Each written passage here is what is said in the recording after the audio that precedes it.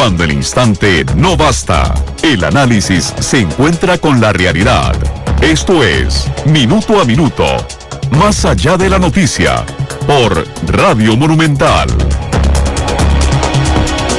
Muy buenas tardes, son las 3 en punto. Bienvenidos a Minuto, nuestro programa de análisis y entrevistas aquí en Radio Monumental. Saludos a todos los que nos escuchan a través de 93.5 de manera o en vivo aquí en Radio Monumental, y también diferido a las 7:30 de la noche a través de Canal 2, la imagen de la radio. Hoy tenemos a Miguel Ángel Rodríguez, el expresidente de la República, exsecretario general de la OEA, también acompañándonos en Minuto a Minuto. Miguel, muy buenas tardes y gracias por estar aquí. Gracias, Randall, por la invitación. Muy contento de poder compartir con usted. Gracias. Don Miguel, bueno, para ser absolutamente transparentes con la audiencia, yo lo invité ayer, usted me pidió que no habláramos de temas electorales, que ha sido su línea desde prácticamente hace muchos años, y bueno, no hablaremos de temas electorales, pero hablaremos de realidad nacional. Así es. Que hay una diferencia fundamental en esos temas. Digamos que hay muchos aspectos en la realidad nacional que preocupan a la ciudadanía en este instante, ¿verdad? Hay una, y tal vez quisiera empezar por ahí, que es precisamente la institucionalidad. El informe del Barómetro de las Américas, que salió hace 2 meses, y que un día de esos estuvo aquí don Jorge Vargas Cuyel hablando del tema, nos decía que el apoyo a la institucionalidad y por tanto a la democracia costarricense había caído al nivel más bajo en los últimos 27 años, y que ahí le llamaba la atención porque hay un colapso, o un aparente colapso en el sistema político, entre una asamblea legislativa con muy poca legitimidad y muy poca popularidad, que ha sido la norma durante los últimos 30 años, no es un tema nuevo, con una sala constitucional con un protagonismo político muchísimo más fuerte, y un poder ejecutivo con una imagen muy caída en los últimos meses. Entonces, en ese contexto se suman para crear precisamente un sentimiento de impotencia de la ciudadanía. ¿Cómo lee usted lo que está pasando en este país a nivel político, pero no electoral, a nivel político de realidad nacional del Estado costarricense, don Miguel? Sí, la verdad es que tiene usted razón de decir que esto es preocupante.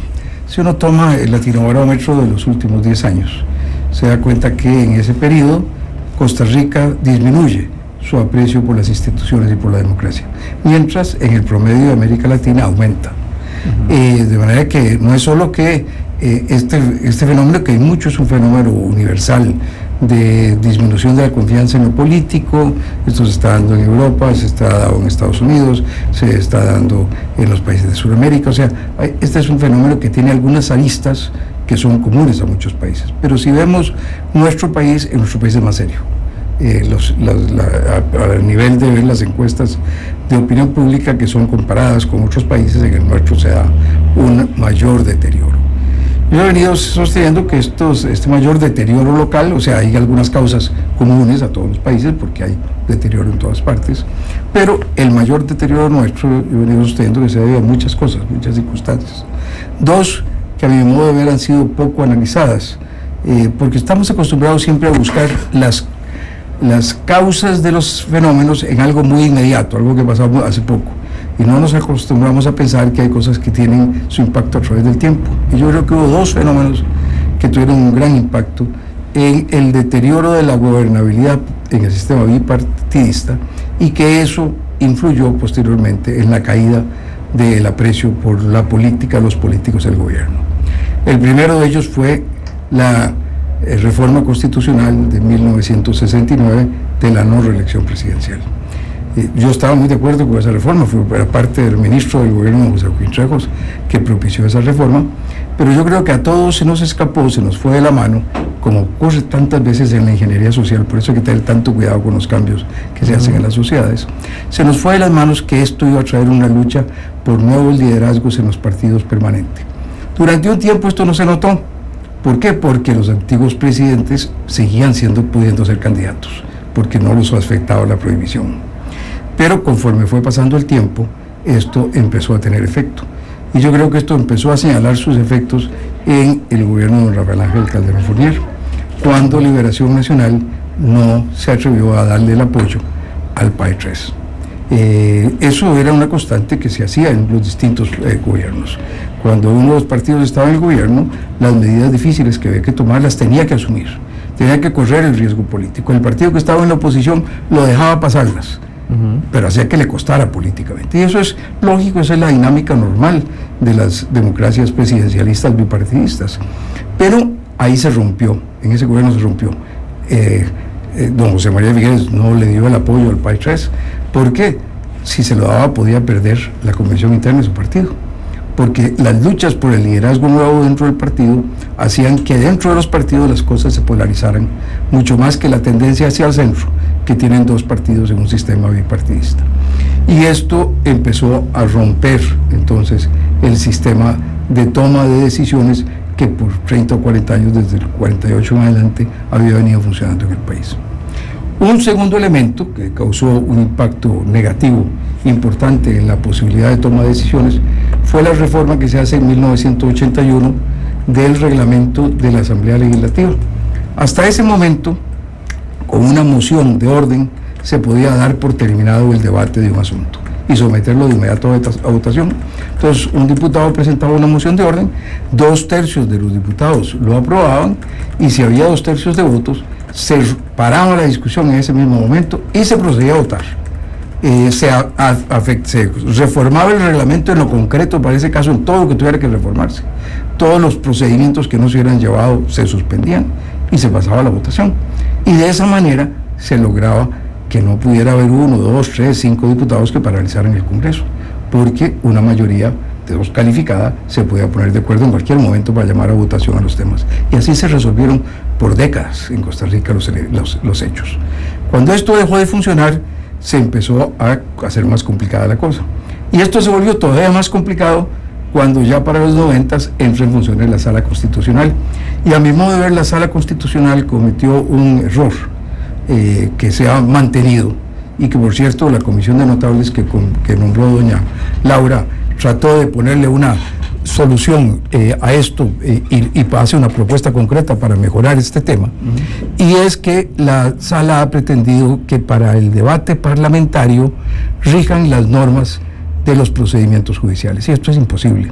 El debate parlamentario es un debate creativo, no es un debate de aplicar una ley preestablecida a un caso concreto, es un debate de formar opinión, de formar consensos, donde lo importante es que haya transparencia, que no se les impida a las personas participar, que no se rompan ciertos principios básicos que están en la Constitución, pero no ir más allá y establecer unos formalismos que la Sala Constitucional ha venido exigiéndole al debate parlamentario, y que a mi modo de ver rompen la posibilidad de que esto tenga más fuerte y de que haya más posibilidad de hacer acuerdos. Y entonces estas 3 cosas juntas vinieron a debilitar muy fuertemente la capacidad de llegar a tomar acuerdos por parte de los partidos políticos.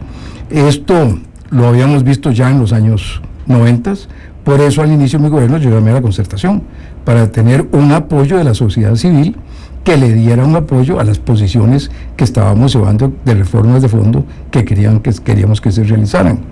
Y eso quiere decir que ya desde aquel momento se veía con claridad esa necesidad de buscar otras alternativas en vista de este deterioro en el sistema que tradicionalmente había venido sirviendo para tomar las decisiones políticas. Don Miguel, si lo vemos desde un inicio, con el primer punto que usted tocaba en el 69, que es la no reelección presidencial, digamos que uno tiene la visión desde afuera de que cuando uno escoge presidente durante los 4 años, el primero es para estrenarse, porque viene con el presupuesto del gobierno anterior y vienen los planes del gobierno anterior. El segundo año es finalmente donde puede, digamos, establecer el presidente su visión dentro de los planes.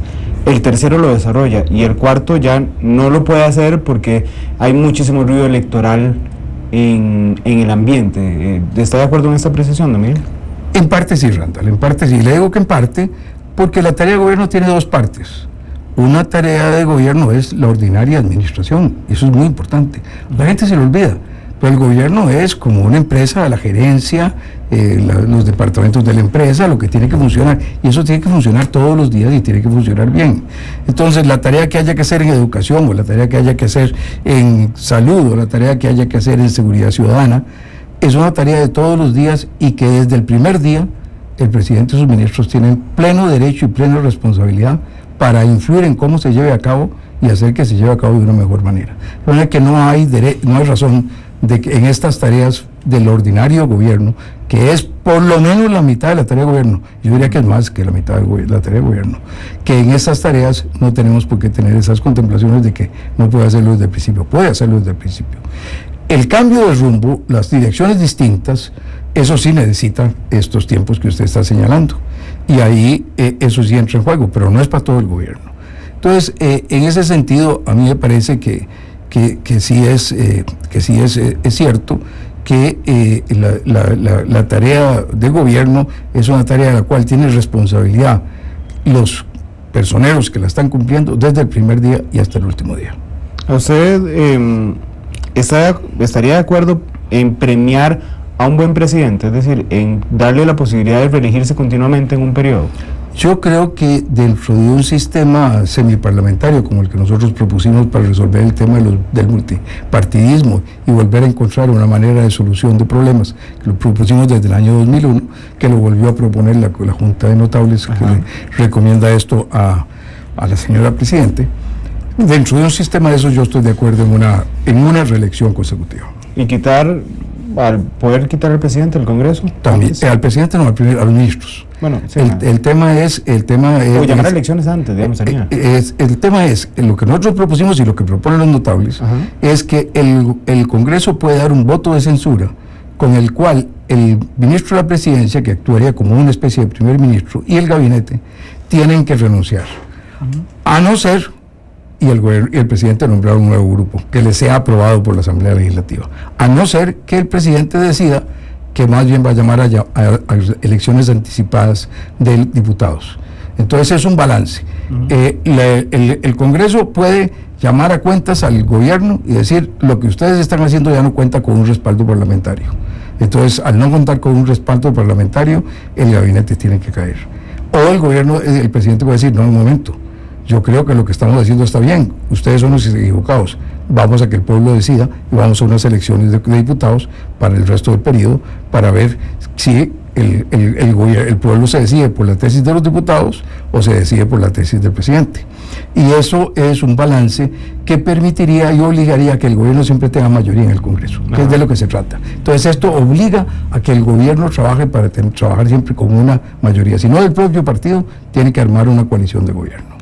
Ayer estábamos en la presentación de un libro de Constantino Urkullu, el politólogo y diputado, creo que fue en su gobierno, no estoy seguro si fue en su... Fue diputado de los designados por mí en el gobierno de José María. Okay. Pero era de los 5 nacionales que tuve el honor de designar.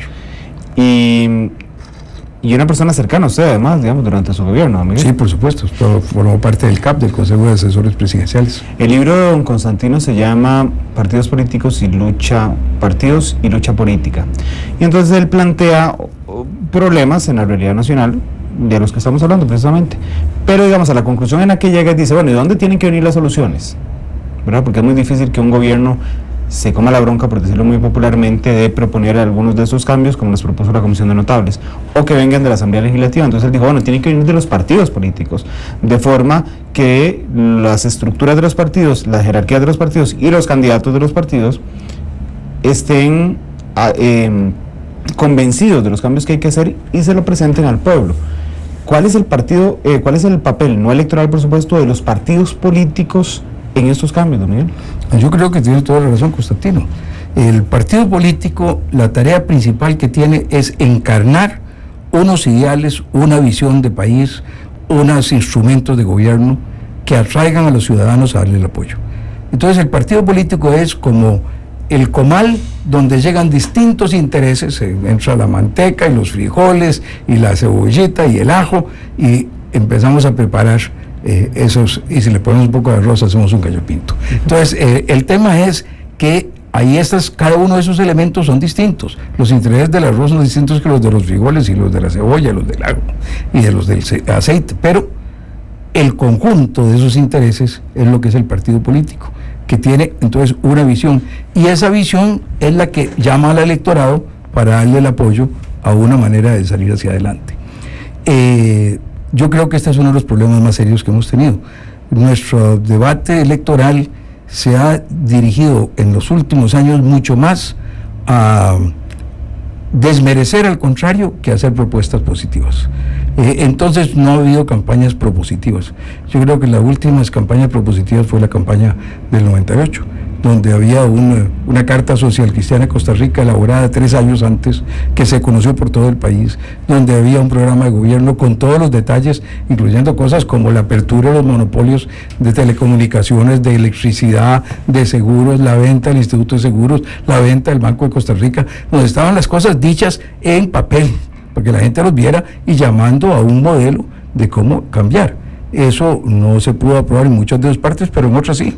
La ley de protección al trabajador o la ley de paternidad responsable están incluidas dentro de este esquema. El cambio de la cesantía estaban incluidos dentro de este esquema. O sea, hubo muchas cosas que se pudieron llevar adelante, otras no se pudieron llevar en ese momento, y no fue sino con el Tratado de Libre Comercio con Estados Unidos con que alguna de esa apertura de monopolio se logró establecer. Pero gracias a que ya había habido un debate nacional sobre esos temas. Pero después de esto, los debates han sido mucho más personalistas, mucho más dirigidos al cuerpo del adversario que dirigidos a la propuesta de ideas para resolver los problemas nacionales. Y yo sí creo que los partidos políticos han estado fallando muy fuertemente en esto, todos. En los últimos periodos. Bueno, porque además eso se convierte en que para el electorado no hay una diferencia ideológica clara, hay una diferencia personal clara, pero no ideológica. Y eso es ahora más complicado porque era más fácil antes. Antes los socialdemócratas creían en la planificación central, creían en la propiedad estatal de los medios de producción. Ahora no creen en nada de eso. Entonces ahora la socialdemocracia se parece mucho más a lo que ha sido, digamos, el liberalismo o la democracia cristiana alemana. Entonces todos han tendido más al centro. Esto es lógico. Sí, conforme la experiencia ha ido, esto no es malo, esto es bueno, conforme la experiencia ha ido estableciendo qué cosas funcionan, qué cosas no funcionan, conforme lo que va ocurriendo en distintas naciones nos ha permitido ver. Bueno, de China del año 47, 48, cuando triunfa Mao, al año 78, donde cambian el modelo, no logra sacar a nadie de la pobreza. Se mantiene como un país en la más absoluta pobreza. En el 78 se abren al mundo, abren a la inversión, permiten a los agricultores trabajar y producir más, y lo que venden más, lo que producen más, venderlo en el mercado y tener ganancias y empezar a tener utilidades, y entran a trabajar con un sistema de mercado y producen el fenómeno más extraordinario, y han sacado más de 700 millones de personas de la pobreza en ese país en los últimos 40 años gracias a ese cambio de modelo. Entonces, es bueno que se hayan dado estos acuerdos, pero lo que sí es cierto es que al tener ahora esos acuerdos es más difícil diferenciar las posiciones de los partidos. Entonces hay que ir a temas mucho más específicos, y cuando vamos a temas mucho más específicos ocurren 2 problemas muy serios. Un problema que ocurre es que el político, el candidato a diputado, a municipio, a presidente, se le hace mucho más difícil explicar las cosas. Sí, hablar de libertad y de democracia y de justicia social, eso es muy fácil. Hablar de cómo mejorar la educación para que los muchachos que van a la secundaria en las escuelas, en los colegios públicos, tengan una capacidad de competir con los que van a aprender idiomas y computación y mejores matemáticas en colegios privados, es un tema mucho más complicado. Y ahí se afectan intereses, porque va a haber que socar a los maestros, va a haber que hacer cambios para ver cómo las cosas caminan mejor. Entonces ahí de parte del emisor del mensaje se vuelve mucho más complicado, pero también se vuelve mucho más complicado para el votante. En 2 minutos uno puede oír hablar, sí, de democracia y libertad, pero para hablar de cómo enseñar matemáticas adecuadamente y de qué cambios tiene que haber, qué tenemos que hacer, por ejemplo, que no puede ser que los maestros de una universidad de garaje entren con una licenciatura de 2 años y le ganen a los que salen de una universidad en serio, que en 4 años sacan un bachillerato y cojan el puesto en el gobierno. Eso no puede ser, por eso es lo que está ocurriendo. Entonces no son los más calificados los que cogen los puestos. Y entonces ese tipo de cosas, para explicarlas se requiere tiempo. El pobre señor o la pobre señora viene del trabajo, llega a su casa, está escuchando Monumental o está escuchando Canal 2 y está cansada, quiere descansar, hay un partido de fútbol o hay una novela o hay una película, prefieren eso, con toda razón, con toda justificación, y además dice, yo soy un voto de 2 millones, ¿Para qué le voy a dedicar tantas horas a estudiar esta cosa si yo soy un voto de 2 millones? Entonces hay una cosa que llamamos los economistas una ignorancia racional. Racionalmente me es preferible mantenerme ignorante que dedicarme el tiempo a investigar esas cosas, y eso hace que el mensaje se vuelva mucho más complicado. Esto lo estamos viviendo en todos los países, esto es parte de lo que ocurre por el deterioro de la democracia en todo el mundo, que es que esto está ocurriendo, pero esto es más serio en países como los latinoamericanos, como el nuestro, que somos muy idealistas, somos los países del realismo mágico. Nos parece que tenemos que tener balas de plata que resuelven los problemas. Tiene que haber un super líder que todo lo resuelve. Ahora yo oigo todos los días, es el problema de que no hay ese líder, no está don Pepe, no está el doctor Calderón, no está don Ricardo ni está don Cleto. Cuando estaban don Ricardo y don Cleto, cuando estaban el doctor Calderón y Figueres, había una mitad del país volándoles bala, y hablando pestes de ellos, bueno, y diciendo barbaridades. Renunció la cuarta vez que podía aspirar a la presidencia, precisamente para no generar un baño de sangre. Sí.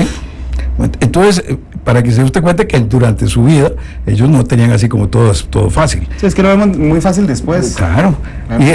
Y es falso que un liderato va a resolver esto. En un país más abierto, más participativo, con más conocimientos, se necesitan métodos mucho más modernos de toma de decisiones, en un país con internet, en un país con estos programas como el suyo. En un país donde ahora la gente toda está con capacidad de información, ya no es un líder el que va a decir vamos por aquí, todos lo van a seguir. Entonces, y eso es bueno, a mí me parece que es bueno que sea así, que no seamos borregos, que vamos detrás del que va adelante, sino que pidamos cuentas, que buscamos información, pero cómo manejar ese proceso es algo que todavía no lo sabemos. No lo sabemos en Costa Rica, no lo saben en Estados Unidos, no lo saben los suizos.